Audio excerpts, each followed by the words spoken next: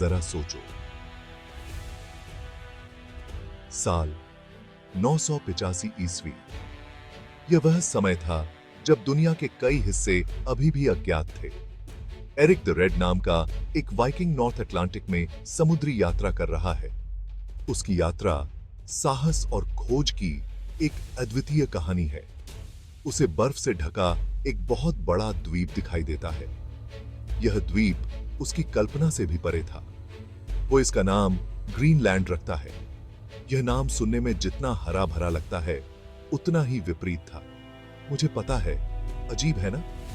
लेकिन शायद इसके पीछे एक गहरी सोच थी। शायद ये मार्केटिंग स्ट्रेटजी थी ताकि लोग यहां बसने के लिए आकर्षित हों। खैर, एरिक वहां एक कॉलोनी बसाता है। यह कॉलोनी वाइकिंग्स के लिए एक नया घर बन जाती है और वाइकिंग्स उसके पीछे पीछे आते हैं। वे अपने परिवारों और सपनों के साथ यहां आते हैं। वे अपने घर की तरह ही यहां खेत और चर्च बनाते हैं। यह उनके जीवन का एक महत्वपूर्ण हिस्सा था। जब आपके पास वाइकिंग्स जैसी शक्ति हो तो आपको धूप की क्या जरूरत? वे किसी भी परिस्थिति का सामना कर सकते थे। ये बस कुछ एडवेंचरर्स नहीं थे। ये लोग अपने समय के सबसे बहादुर और साहसी योद्धा थे। समय के साथ हजारों वाइकिंग्स ग्रीनलैंड में रहने लगे। यह उनके लिए एक नया संसार बन गया। उनके दो मुख्य बस्तियां थीं, पूर्वी बस्ती और पश्चिमी बस्ती। ये बस्तियां उनके जीवन का केंद्र बन गईं। पूर्वी बस्ती बड़ी थी और आइसलैंड के करीब थी। यहां जीवन थोड़ा आसान था। पश्चिमी बस्ती छोटी थी और बहुत दूर। यहां जीवन कठिन और चुनौतीपूर्ण था। ये वाइकिंग्स बहुत ही कठोर लोग थे। वे किसी भी कठिनाई का सामना करने के लिए तैयार थे। ग्रीनलैंड में जीवन आसान नहीं था। यहां बहुत ठंड थी और खेती का मौसम बहुत छोटा था। वाइकिंग्स को यहां के हिसाब से ढलना पड़ा। उन्होंने भेड़, बकरियां और मवेशी पाले। उन्होंने सील, वॉलरस और कैरबू का शिकार किया। उन्होंने बर्फीले पानी में मछली पकड़ी। जीवन कठिन था, लेकिन वे वाइकिंग्स थे। वे चुनौतियों का सामना करना जानते थे। उन्होंने लकड़ी और घास से घर बनाए।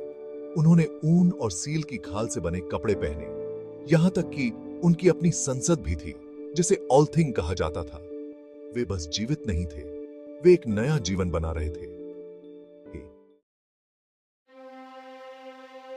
वाइकिंग्स सदियों तक ग्रीनलैंड में रहे, लेकिन 14वीं शताब्दी आते आते कुछ गड़बड़ हो गई। बस्तियां घटने लगी, आबादी कम होने लगी। 15वीं शताब्दी तक वाइकिंग्स गायब हो गए थे। क्या हुआ? यह एक रहस्य है जो सदियों से इतिहासकारों को उलझा रहा है। कई थ्योरी हैं, लेकिन कोई निश्चित रूप से नहीं जानता। कुछ का कहना है कि यह जलवायु परिवर्तन के कारण हुआ।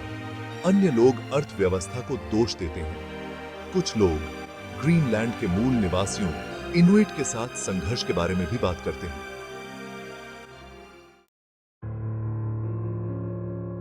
सबसे मशहूर थ्योरी में से एक है जलवायु परिवर्तन। 14वीं शताब्दी के आसपास ग्लोबल कूलिंग का दौर शुरू हुआ, जिसे लिटिल आइस एज के नाम से जाना जाता है। तापमान गिर गया और सर्दियां और भी कठोर हो गईं। इससे ग्रीनलैंड में जीवन और भी कठिन हो गया होगा। खेती का मौसम छोटा हो गया होगा, जिससे खेती करना मुश्किल हो गया होगा। समुद्री बर्फ के कारण शिकार करना और मछली पकड़ना और भी मुश्किल हो गया होगा। हो सकता है कि वाइकिंग्स भूखे मर गए हों या ठंड से जम गए हों। भाग 5, वॉलरस आइवरी। तेजी और बर्बादी का व्यापार। एक और थ्योरी वाइकिंग अर्थव्यवस्था पर केंद्रित है। वाइकिंग्स ने अपने व्यापारिक कौशल और संसाधनों का उपयोग करके एक समृद्ध समाज का निर्माण किया था। ग्रीनलैंड के वाइकिंग्स यूरोप के साथ व्यापार पर निर्भर थे। वे अपने माल को यूरोप के विभिन्न हिस्सों में भेजते थे, जहां उनकी वस्तुओं की बहुत मांग थी। वे वॉलरस आइवरी का निर्यात करते थे, जिसे मध्ययुगीन यूरोप में बहुत महत्व दिया जाता था। वॉलरस आइवरी का उपयोग विभिन्न प्रकार की कलाकृतियों और सजावटी वस्तुओं के निर्माण में किया जाता था। लेकिन क्या होगा अगर वॉलरस आइवरी का बाजार ही खत्म हो गया हो? व्यापार में गिरावट का मतलब था कि वाइकिंग्स को अपने आर्थिक मॉडल को फिर से सोचना पड़ी थी। हो सकता है कि यूरोपीय लोगों को हाथी दांत के नए स्रोत मिल गए हों। अफ्रीका और एशिया से हाथी दांत का आयात बरच गया था। हो सकता है कि उन्हें अब यह पसंद नहीं रहा हो। हाथी दांत की गुणवत्ता और उपलब्धता ने वॉलरस आइवरी की मांग को कम कर दिया। कारण चाहे जो भी हो, अगर वाइकिंग्स ने अपनी आय का मुख्य स्रोत खो दिया तो वे मुश्किल में पड़ गए होंगे। उनके समाज में आर्थिक संकट आ गया होगा। हो सकता है कि उन्हें ग्रीनलैंड छोड़ने और यूरोप लौटने के लिए मजबूर होना पड़ा हो। यह एक कठिन निर्णय रहा होगा, लेकिन जीवित रहने के लिए आवश्यक था। भाग 6, इनुइट कारक, दोस्त या दुश्मन। कुछ इतिहासकारों का मानना है कि वाइकिंग्स का इनुइट के साथ संघर्ष हुआ होगा, जो उसी समय ग्रीनलैंड में दक्षिण की ओर बढ़ रहे थे। इनुइट कुशल शिकारी थे और आर्कटिक वातावरण के अनुकूल थे। हो सकता है कि उन्होंने संसाधनों के लिए वाइकिंग्स से मुकाबला किया हो। दोनों समूहों के बीच संघर्ष के कुछ सबूत हैं, लेकिन व्यापार और बातचीत के भी सबूत हैं। यह संभव है कि वाइकिंग्स और इनुइट सापेक्ष शांति से रहते थे या कम से कम बड़े संघर्षों से बचते थे। से कम बड़े थे। भाग 7, खोया और पाया, अतीत का पता लगाना। पुरातत्वविद दशकों से ग्रीनलैंड में खुदाई कर रहे हैं ताकि वाइकिंग्स के गायब होने की गुत्थी को सुलझाया जा सके। उन्होंने वाइकिंग फार्मस्टेड, चर्च और यहां तक कि कब्रों के अवशेषों को खोज निकाला है। ये खोज इस बारे में सुराग देती हैं कि वाइकिंग्स कैसे रहते थे और कैसे मरे।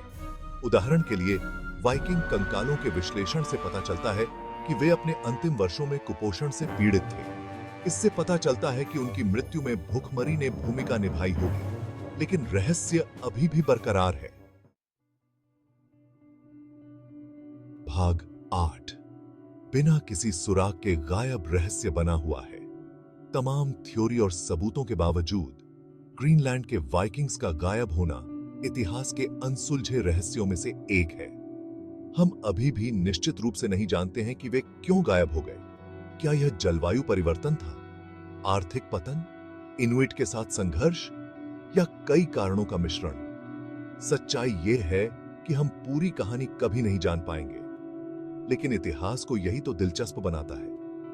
यह एक पहेली की तरह है जिसे हम सुलझाने की कोशिश करते रहते हैं, भले ही कुछ टुकड़े गायब ही क्यों ना हो। भाग 9, बर्फ से सबक। हम क्या सीख सकते हैं? ग्रीनलैंड के वाइकिंग्स की कहानी इस बात की याद दिलाती है कि सबसे कठोर और अनुकूलनीय समाज भी बदलाव के प्रति संवेदनशील होते हैं। यह हमें कठोर वातावरण में रहने की चुनौतियों के बारे में सिखाता है। यह हमें यह भी दिखाता है कि दुनिया कितनी आपस में जुड़ी हुई है।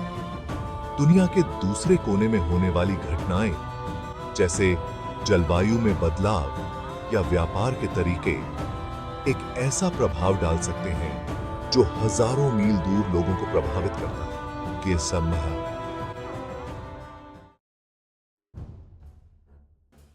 भाग 10, ग्रीनलैंड की वाइकिंग विरासत।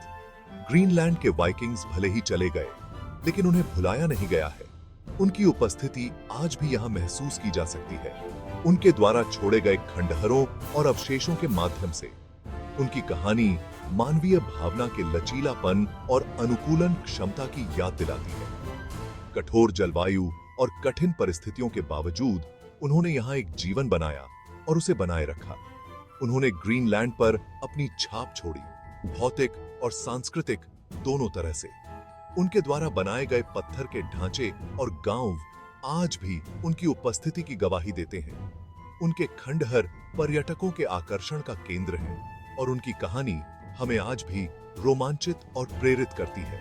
हर साल हजारों लोग इन खंडहरों को देखने आते हैं और वाइकिंग्स के जीवन के बारे में जानने के लिए उत्सुक रहते हैं। वे हमें याद दिलाते हैं कि विपत्ति का सामना करने पर भी हम अपने लिए एक जीवन बना सकते हैं, भले ही वह थोड़े समय के लिए ही क्यों ना हो। उनकी कहानी साहस और दृढ़ता की है, जो हमें प्रेरित करती है। एरिक द रेड की तरह हम भी नई सीमाओं का पता लगा सकते हैं, भले ही वे थोड़ी ठंडी ही क्यों न हो। उनकी खोज और अन्वेषण की भावना हमें आगे बढ़ने और नई चुनौतियों का सामना करने के लिए प्रेरित करती है।